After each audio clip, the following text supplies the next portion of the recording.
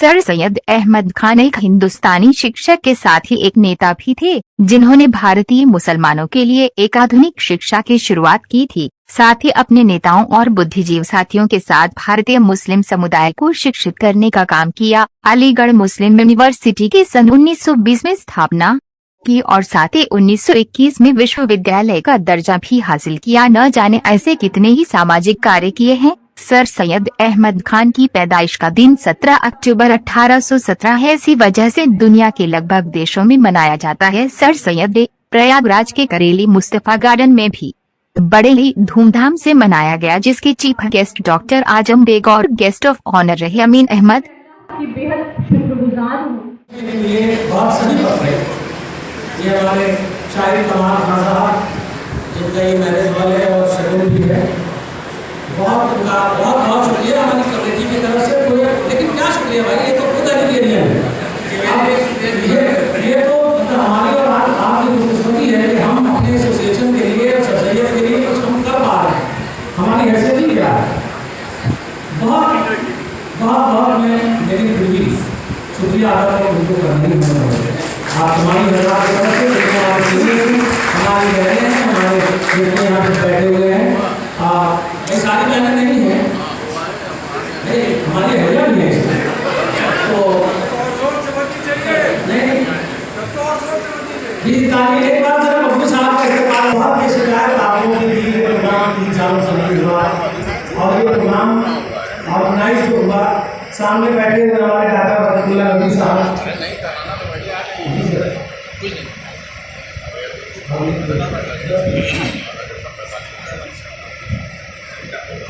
देखिए इन्होंने और इस बार मेरे ख्याल से आपने पोस्टर वगैरह देखे होंगे, वो बात की बात है, उसके सिलसिले में बात की जाएगी, लेकिन इन्हें याद रखिए आप।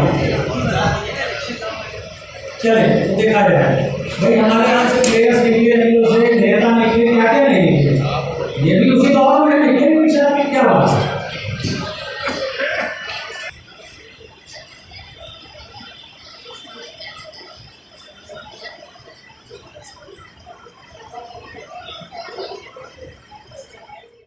अभी आपने सर सैयद डे यहाँ पे चल रहा है और अभी आपने जो अपने कंटेंट को इस्तेमाल किया, जो आपने अल्फाजों का इस्तेमाल किया, कुछ बातें थी जो आप बोलना चाहती थी लेकिन आए वक्त पे जी रोक दिया गया मुझे, आपको रोक दिया गया। तो ये बताइए कि सर सैयद डे क्यों मनाया जाता है, क्या वो इम्पोर्टेंस है जिसकी वजह से ये डे मनाया जाता है? पहली बात तो ये कि अलीगढ़ मुस्लिम यूनिवर्सिटी सर सैयद अहमद खान के नाम के बगैर कुछ भी नहीं है। जब अलीगढ़ मुस्लिम यूनिवर्सिटी का नाम आएगा तो सर सैयद का नाम आएगा ही आएगा, और ये उनकी बर्थडे है, ये हम उनको एक खराज अकीदत पेश करते हैं अपनी तरफ से। एलिगेरियन होने के नाते ये हमारी ज़िम्मेदारी है कि हम अपनी सोसाइटी में कुछ ऐसे प्लेटफॉर्म पे उनके जो डिसिप्लिन्स, उनके जो प्रिंसिपल्स रहे हैं उसको लोगों तक पहुँचाएँ। इसलिए ये प्रोग्राम किया जाता है और लोगों तक उनकी बातों को पहुँचाया जाता है। और ये बताइए कि जैसे अलीगढ़ मुस्लिम यूनिवर्सिटी, जी जी, बहुत से बच्चे ऐसे, जैसे भी आपके और भी टीम मेंबर्स ने बताया, जो गरीब बच्चे हैं या जो ऐसे जो एजुकेशन नहीं पा रहे हैं, उनके लिए आपकी टीम या आप क्या कर सकते हैं? हम लोग फंडिंग करते हैं और ये ऑर्गेनाइजेशन है, मैं अभी असल में इससे बहुत नई जुड़ी हूँ, इसलिए मुझे इनके बहुत इंटरनल जो मैटर्स हैं उसका आइडिया नहीं है। लेकिन बेशक ये लोग अपने प्लेटफॉर्म पे, अपने पर्सनल लेवल पे या ऑर्गेनाइजेशन के थ्रू जितना इनसे बन सकता होगा, ये लोग एजुकेशन के फील्ड में कंट्रीब्यूट करते होंगे। सर सैयद जी के बारे में कुछ वो बातें बताइए जो लोग सुनना चाहते हैं और जो आपके मन में। अभी जैसे मैंने कहा कि टर्की के एक बहुत बड़े मशहूर एक राइटर थे, उन्होंने सर सैयद को एक ऐसे पत्थर से उनका नाम दिया। उन्होंने कहा कि सर सैयद एक ऐसा पत्थर है जो अगर किसी बहुत फैले हुए पानी में अगर फेंका जाए तो उससे जो लहरें उठें वो ता क़यामत यानी क़यामत तक वो जारी रहेंगे। तो सर सैयद की मिसाल एक ऐसे पत्थर से दी गई है। और सर सैयद ने पढ़ाई के, तालीम के और इल्म के मामले में तो जो काम किया है वो पेशे खिदमत है और उसको कोई नज़रअंदाज नहीं कर सकता। आप अपना परिचय देंगे? मैं सना फ़ारूकी, मैं 2007 से 2012 तक अलीगढ़ में रही और अब्दुल्ला हॉल में ग्रेजुएशन का जो ग्रेजुएट स्टूडेंट होते हैं उनका हॉस्टल का और हमारी पढ़ाई का इंतज़ाम होता है। तो वहाँ पे अब्दुल्ला हॉल में मैं लिटरेरी सेक्रेटरी रही वहाँ पे फाइनल ईयर में। और उसके बाद से अलीगेरियन होना ही अपने आप में एक बहुत बड़ी और फ़ख्र की बात है। तो हम इस ऑर्गेनाइजेशन से जुड़े हुए हैं और हमेशा जुड़े रहेंगे। किस लिए मनाते हैं, आप कब से मनाते हैं?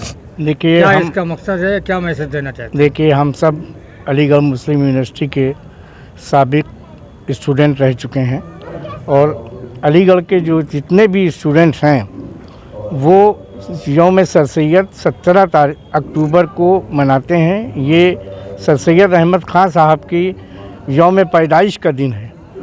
इसमें हम सब एक जगह इकट्ठा होते हैं, बातें होती हैं, उनको याद करते हैं और उसके बाद डिनर के प्रोग्राम के साथ इसको ख़त्म करते हैं। और रवायत के हिसाब से यहाँ एक हमारा जो यूनिवर्सिटी का तराना है उस तराने को हम लोग पढ़ते हैं और उसके बाद डिनर के साथ ये ख़त्म होता है।